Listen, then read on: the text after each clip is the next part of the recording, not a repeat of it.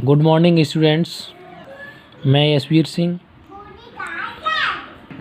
प्रवक्ता physics, GSM college of advance education, Weber Mainpuri. आज पुनः एक नई वीडियो के साथ, एक नए टॉपिक के साथ, और जो कि बहुत ही महत्वपूर्ण है डीएलएड के छात्रों के लिए, जिसका शीर्षक है तापमापन, टेम्परेचर मेजरमेंट। टेम्परेचर मेजरमेंट, तापमापन बहुत ही महत्वपूर्ण आज का विषय है।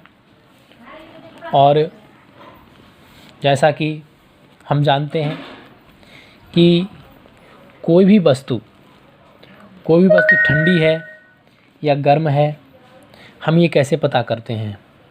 हम यह उसको स्पर्श करके, उसको छूकर और अपनी इंद्री द्वारा यह पता लगाते हैं ये वस्तु ठंडी है या गर्म है।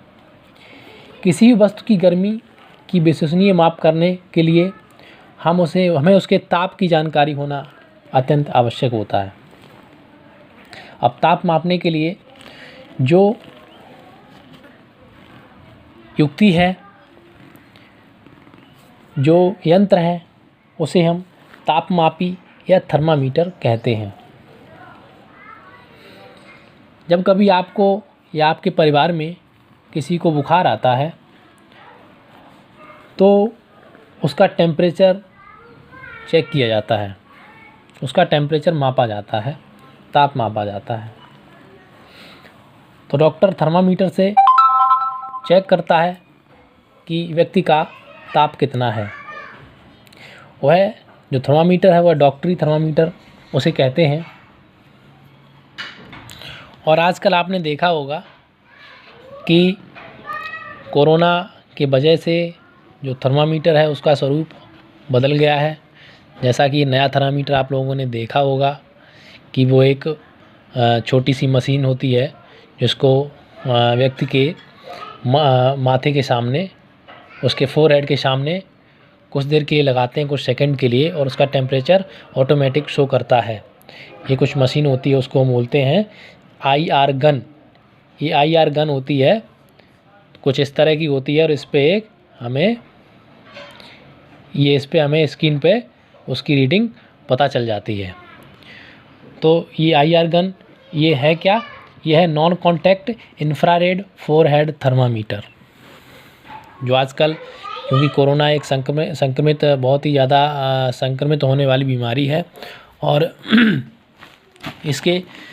इसलिए रोगी को छूने से बचा जाता है और दूर से ही हम उसका टेम्परेचर नाप लेते हैं।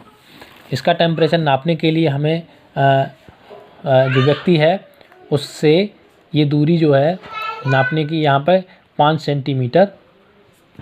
सेंटीमीटर दूरी से हम इसको ऑन करते हैं, और हमें उसके इंफ्रारेड तरंगों के ज़रिए हमें उसके शरीर व्यक्ति के ताप का पता चल जाता है।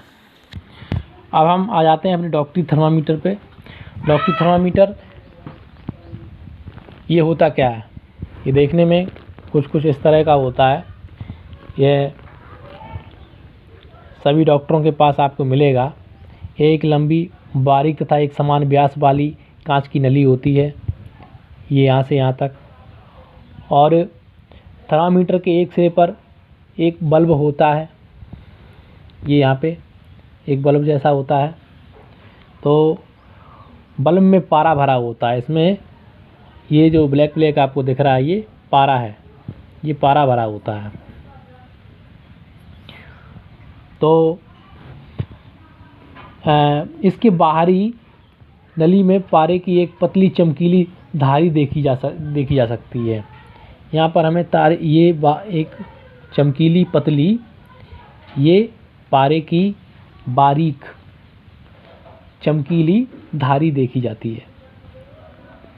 थर्मामीटर में आपको ताप मापने का एक मापक्रम स्केल भी दिखाई देता है। यहाँ पर इसकी रीडिंग्स लिखी होती है, हमने यहाँ पे लिखी नहीं है, तो यहाँ पे ये सब रीडिंग्स लिखी रहती है।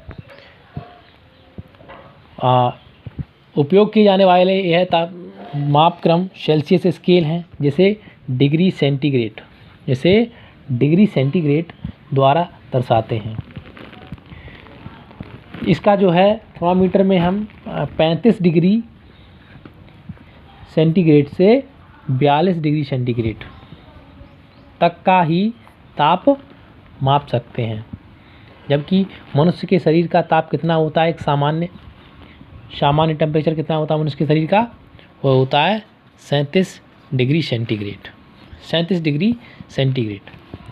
तो ये 35 से लेकर 42 डिग्री सेंटीग्रेड के बीच का ही ताप हमें दिखाता है। यहाँ ये ध्यान देने योग्य बात है कि डॉक्टरी थर्मामीटर को केवल मानव शरीर का ताप मापने के लिए ही डिज़ाइन किया गया है।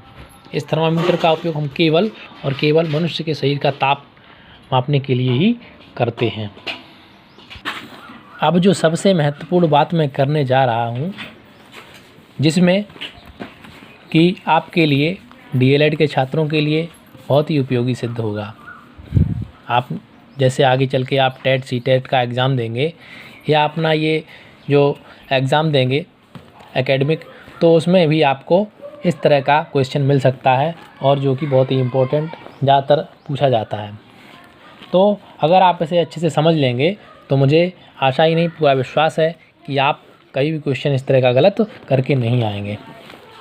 तो जैसे कभी कभी पूछ देता है कि डिग्री सेंटीग्रेड से डिग्री फ़ारेनहाइट में हमें ताप को पूछता है कि मान लीजिए कि 37 डिग्री सेंटीग्रेड को फ़ारेनहाइट में कितना ताप इसका आएगा, डिग्री फ़ारेनहाइट में इसका ताप कितना होगा, या वो डिग्री फ़ारेनहाइट से सेल्सियस में पूछ देगा।